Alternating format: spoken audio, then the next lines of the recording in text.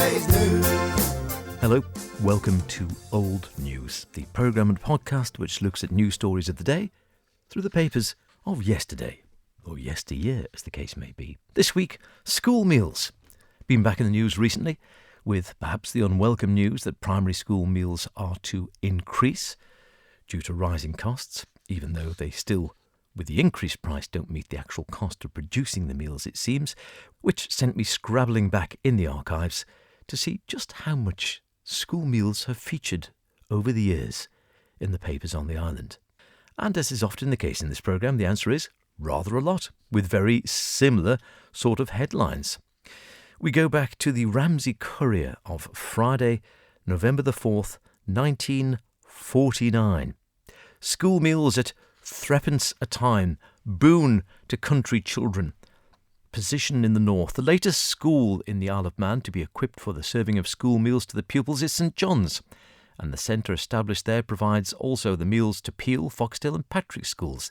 The kitchen staff at the centre consists of Miss Miriam Norton, her cook, Miss Margaret Sissons, assistant cook and a student from the College of Domestic Science in Douglas. Students from the college are given a week each at the centre for practical experience. They're there from 8:15 each day and immediately commence duty preparing meals for 160 children. A classroom, we're told, has been converted into a modern kitchen in connection with the scheme, and 2 large gas cookers and an Elton steamer using Calagas make the centre independent for any outside sources of supply. There's also an electric potato peeling machine and a mixer included amongst the equipment. The first meals come out of the oven shortly after 11 a.m. and distribution then begins. Sealed vacuum containers used for conveying them to the schools, and those are capable of keeping the food hot for 24 hours, we're told.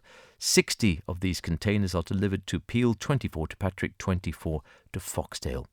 Sample menus include meat and potato pie and peas, followed by prunes and custard, and minced beef, potatoes and beans in tomato sauce and fig roll and custard.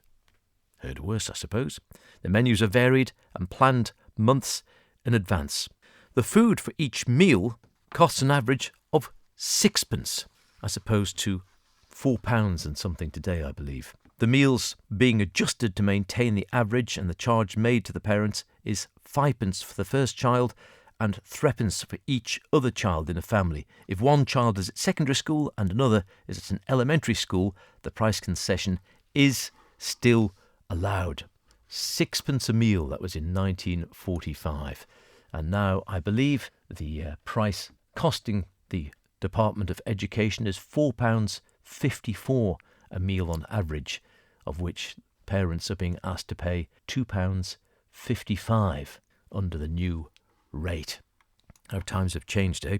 We go to the Isle of Man Times of Saturday, September the 30th, 1950, and Mr. J.P. Qualtrough voices his objections. He seemed to object quite a lot to anything to do with school meals.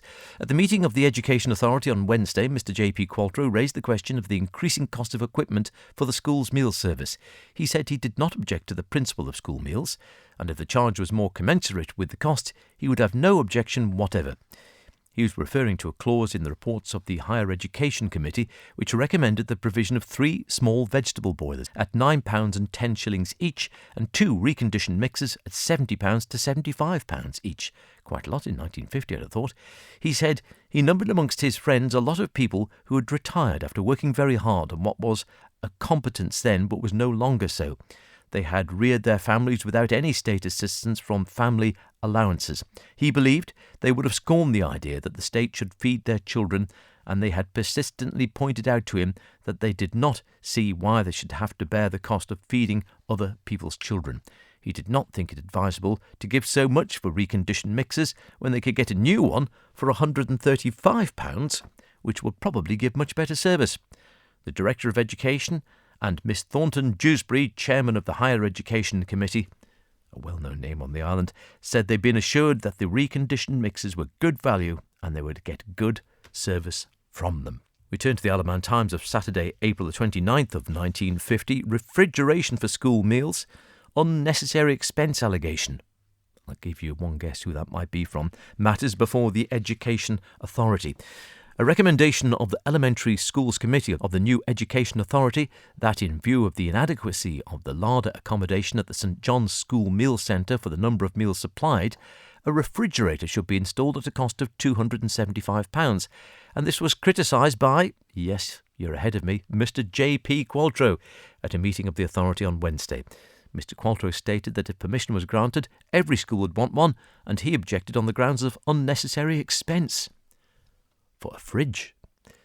Shows how times have changed a bit, doesn't it? Mr S. Clucas replied and stated that he had visited the school on Tuesday and could assure the meeting that a refrigerator was badly needed as the larder was tiny. The school provided 200 meals, which had to be got ready by 11 a.m. He said they were all alarmed about the amount of money that was being spent, but if they could build up children by supplying good meals, it might do something in years to come to stop the drain on the health services. Did that work? I don't know. I think there's still a drain on health services, isn't there? The recommendation was approved, with Mr Qualtrough voting against. In the Isle of Man Examiner, Friday, March the 30th, 1951, not a rise so much in the cost of school meals, but a wages rise for school meal cooks. Wages of head cooks, cooks and kitchen helpers employed in the school meals service are to be increased from April the 1st. Remember, this was 1951.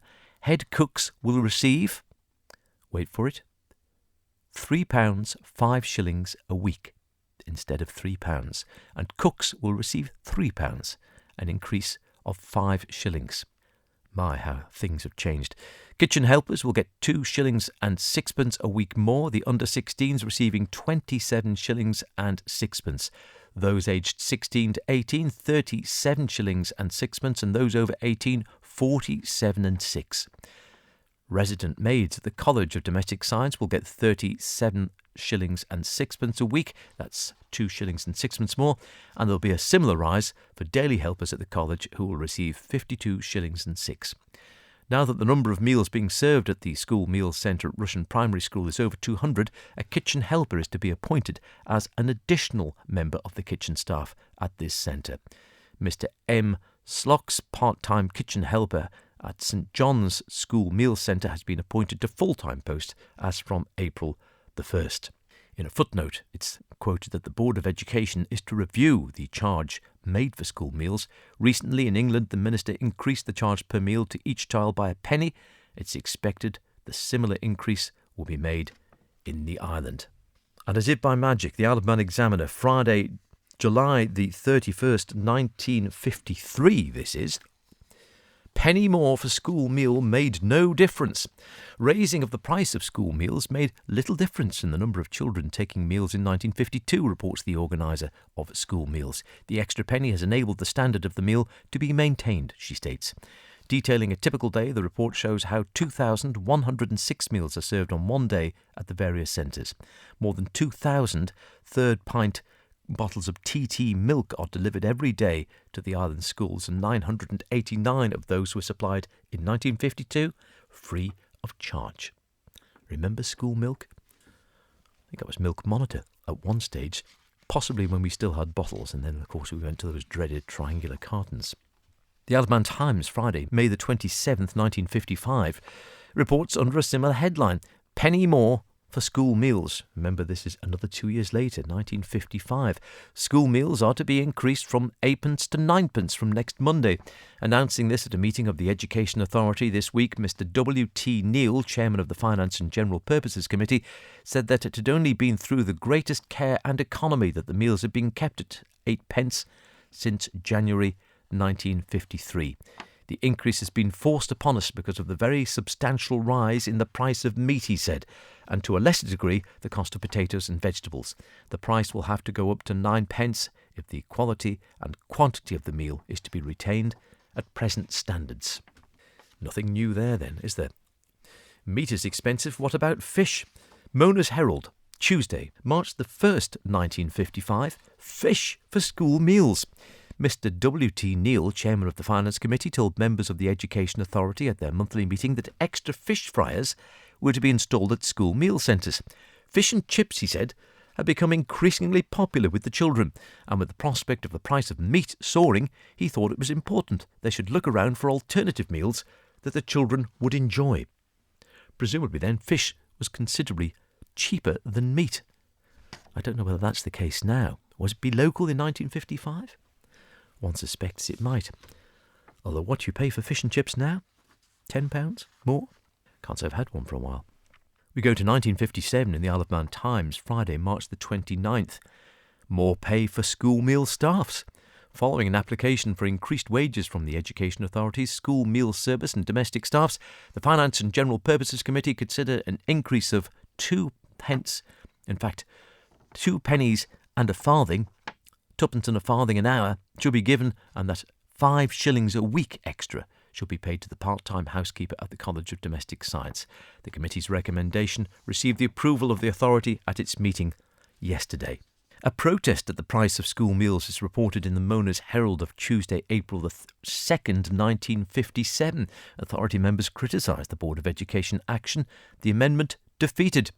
Protests at the decision of the Board of Education to raise the price of school meals by twopence, which came into force yesterday, were made by members of the Education Authority at their monthly meeting, and an amendment referring the matter back to the Finance Committee was lost by only 1 vote. It was stated that the board had embarked on an entirely new principle in charging more than the actual cost of the food, and that they had been discourteous in not consulting the authority before adopting the new charge. Mr. George Taggart, chairman of the Finance Committee, in presenting the report which showed that the price of the school meal had risen to 1 shilling, said that in the past the usual practice had been for the authority to make recommendations to the Board of Education, but in this instance the board had taken the initiative and issued instructions to the authority. The board were empowered to do that under the Act. It was a departure from the usual practice of charging for the cost of the food only. Referring to an increase of 2 pennies and a farthing per hour in the wages of the school's meal staff, Mr. Taggart said overheads would increase by some £700 and the additional charge of twopence would bring in some £3,000. It was difficult to see how the board's decision could be challenged, and even if that was done successfully, it was clear that the extra administration charges would have to be borne by the authority and they would not get a government grant for them. Several members of the committee were disturbed by the board's decision, declared Mr. Taggart.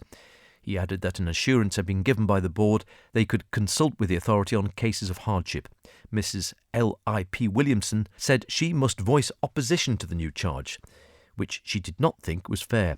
Attending Laxey School were some 100 children who had to travel by bus, many from the Ballacannal estate, and from their fares came to 4pence a day. With this increase, parents would have to pay 1 shilling a meal, which meant for those parents 1 shilling and 4pence each day for 5 days a week. And in cases where 3 children from the one family were attending the school, that came to a considerable sum, and she felt it imposed hardship on working class families. One could argue, I suppose, have fewer children. It might have been better if the board had reverted to the old system of the first child from one family paying the full cost and younger children a lesser sum. To me, it seems unfair that children of 5 who do not eat as much have to pay the same as boys and girls of 15 or 16, declared Mrs. Williamson. They should try and make the charge a little less for parents in poor circumstances. It goes on to say a sliding scale of charges was supported by Mrs. L. Quine, who said that when she was a school teacher in London, that system had worked quite well. She agreed with all that had been said by Mrs. Williamson. In the Times of Friday, November the 27th, 1959, school meals in the North. Further details are being awaited from the school meals organiser and the works inspector before further consideration is given by the Primary Education Committee to the proposal to establish a primary school meal service in the north of the island. This was stated by Committee Chairman Mr. T. Kermode at the Education Authority meeting on Wednesday. The scheme was approved in principle some months ago, and consideration of a memorandum on the subject has been deferred. And finally, in the Isle of Man Examiner, Thursday, April the 2nd, 1959, teachers and school meals demands for new arrangements. Put the school meal service in the hands of fully staffed ancillary organisation and free the teachers from such duties in order they can get on with the skilled work of teaching the children, urged the NUT conference at Douglas yesterday. By an overwhelming majority, the conference delegates yesterday approved a resolution amendment which asked for teachers to be freed from clerical duties by April of 1960. amendment of the 1944 Education Act to cancel out all other meal duties and to put the service in the hands of non-teachers under the general direction of the head teacher. Putting forward a resolution that the executive take immediate steps to ensure teachers being relieved of all duties relating to school meals, Mr T.S. Hand, Rugeley and Staffs, said the last year's conference had accepted an executive amendment asking for the progressive unloading of duties. You forget teachers had to do it all back in the day. Wonder how they'd feel about that now. I think they still have to oversee school meals, do they not? If not, actually cook them and hand them out. You know what? On the one hand, a lot has changed. On the other hand, a lot stays the same, doesn't it? School meals, been in the papers quite a bit. Going up, rarely down. And more money, of course, for those who cook and prepare and deliver them. Whichever way you look at it, it's old news. Until next week, cheerio. You're gonna be yesterday's news.